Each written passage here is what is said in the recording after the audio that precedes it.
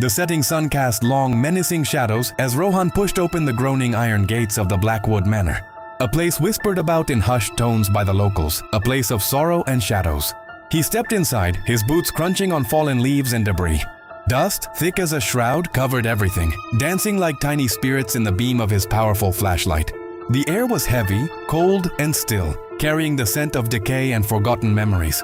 Drawn by an unseen force, he moved deeper into the cavernous main hall, his light sweeping across peeling wallpaper and portraits, whose eyes seemed to follow him. In a small, forgotten study, perched precariously on the edge of a mahogany writing desk, lay a single object untouched by the years of neglect, an old leather-bound diary. Its cover was worn smooth by time, the brass clasp tarnished, but intact. Curiosity, a dangerous and primal urge, took hold of him.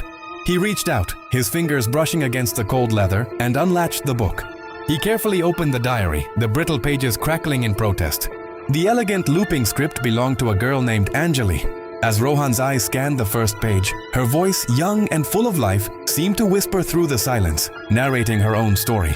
The initial entries were filled with the excitement of moving into a grand new home. But as the pages turned, the tone shifted, the ink growing more frantic, the words more desperate. Anjali wrote of a presence, a shadow that lurked just at the edge of her vision. The visuals would flash on screen, painting a picture of her torment.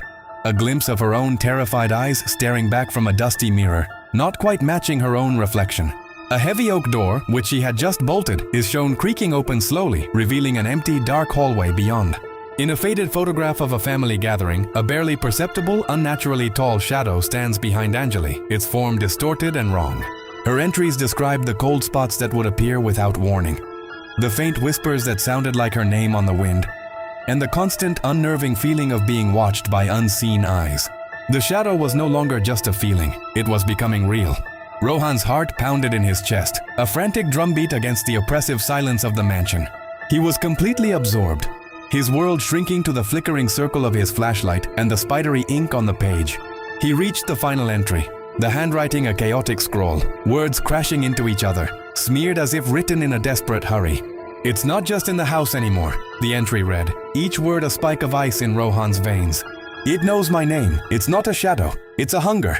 It's inside with me." The moment his eyes registered the final terrifying word, a deafening boom echoed through the manor as the massive front doors slammed shut, plunging the entrance hall into absolute darkness.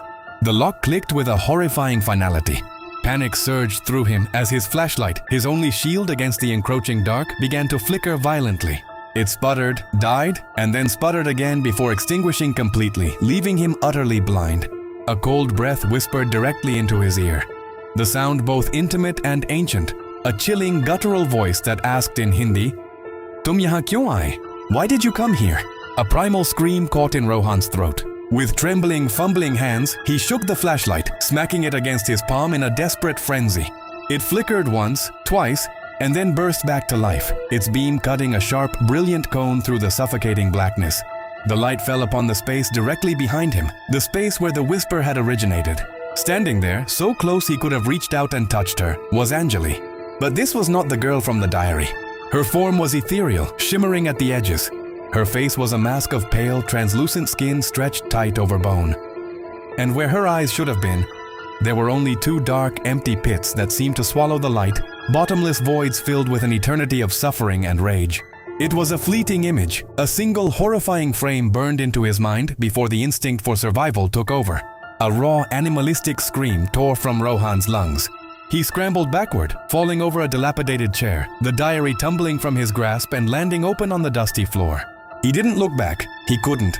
He pushed himself up and ran, his legs pumping on pure adrenaline. He sprinted through the labyrinthine corridors, the ghostly whisper chasing him, echoing and multiplying until it sounded like a chorus of the damned. He threw his shoulder against the massive front doors, the wood groaning in protest before bursting open.